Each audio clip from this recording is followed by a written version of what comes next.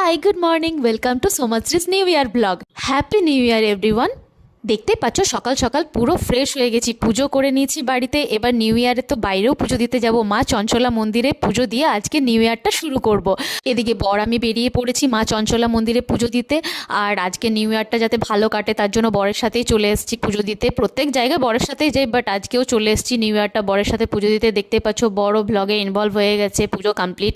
এবার কিছু ফটোশ্যুটের জন্য আমার বর আমাকে বলছে, বাট আমি বললাম দাঁড়াও আমাকে ব্লগটা করে নিতে দাও ভালোভাবে, তারপর তুমি কিছু ফটোশ্যুট করে দেবে। দেখতে পাচ্ছ কীরকম করছে কমেডি। পুজো কমপ্লিট, এবার তো রিটার্ন করব বাড়ি। তার আগে যাব আমি শিব মন্দির, চঞ্চলা মন্দির থেকে বেরিয়ে আমাদের বেওয়া শিব মন্দিরে জল ঢালতে যাব। চলে এসেছি, দেখতেই পাচ্ছ আমাদের এটা বেওয়া শিব মন্দির। আজ নিউ ইয়ারের সকালটা মা চঞ্চলা মন্দিরে পুজো দিয়ে আর বাবা ভোলেনাথের মাথায় জল ঢেলে আমার নিউ ইয়ারের সকালটা তো খুব ভালো কাটলো। এটা আমার শ্বশুরবাড়ির গ্রামের একমাত্র শিব মন্দির, খুবই জাগ্রত বাবা শিব। এবার পুজো আমার কমপ্লিট টোটাল, এবার রিটার্ন করব বাড়ি। তার আগে বর বললো বাড়িতে ব্রেকফাস্ট বানাতে হয় না, ও ছোলা বাটোরা দেখতে পেয়েছে রাস্তায়, তো বললো ছোলা বাটোরা খাবো। আমিও প্যাকিং করিয়ে নিয়েছি, আমি বাড়িতে খাবো। যে এবার রিটার্ন করছি বাড়ি। আর আজকে নিউ ইয়ারের কিছু ক্যাপচার্ড বরের সাথে, বাবা ভোলেনাথের সাথে আর মা চঞ্চলা মন্দিরের কিছু ক্যাপচার্ড আমি আজকে নিউ ইয়ারের সবার কাছে শেয়ার করে নিলাম। আজকের মিনি ব্লগটা কেমন হয়েছে জানিও। High, good afternoon. শাড়ি টাড়ি ছেড়ে টোটাল ট্যারিসে চলে এসেছি রোদ খেতে। সেই সকালে ওঠার পর পুজো কমপ্লিট করতে আর ব্রেকফাস্ট করতে এখন বাজে 12টা। আজ নিউ ইয়ার বলে কথা, স্পেশাল লাঞ্চ তো বানতে হয়। তাহলে যাওয়া যাক সোমাশ্রীস কিচেন। আজকের special lunch paneer fried rice and mutton. আজ হাতে একদম সময় নেই, প্রচণ্ড বিজি, তাই রেসিপি শেয়ার করতে পারলাম না। এবার আমার লাঞ্চ প্লেট আমি সার্ভ করে নিয়েছি, paneer fried rice, mutton and rice. আর দেখতে পাচ্ছ লাঞ্চ প্লেট নিয়ে বসে গেছি আমি।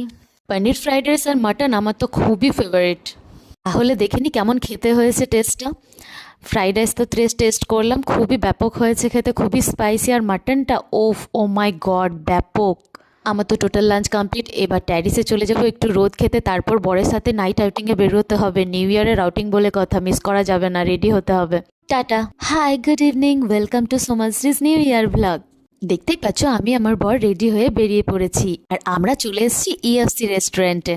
হ্যাপি নিউ ইয়ার তো এনজয় করতেই হবে নাইটটা, তাই না? তাই জন্য চলে এসেছি আমরা ইভিনিংয়ে রেডি হয়ে ইএফসি। আর এখানে শুধু আমরা আসিনি, প্রচণ্ড ভিড় ইএফসিতে, সবাই নিউ ইয়ার পার্টি এনজয় করতে এসছে। আর দেখতেই পাচ্ছ প্রচণ্ড ভিড়, তোমাদেরকে ক্যাপচার করে দেখিয়ে দিচ্ছি। 1 ঘন্টা ওয়েট করার পর ওয়েটারের দেখা পেলাম।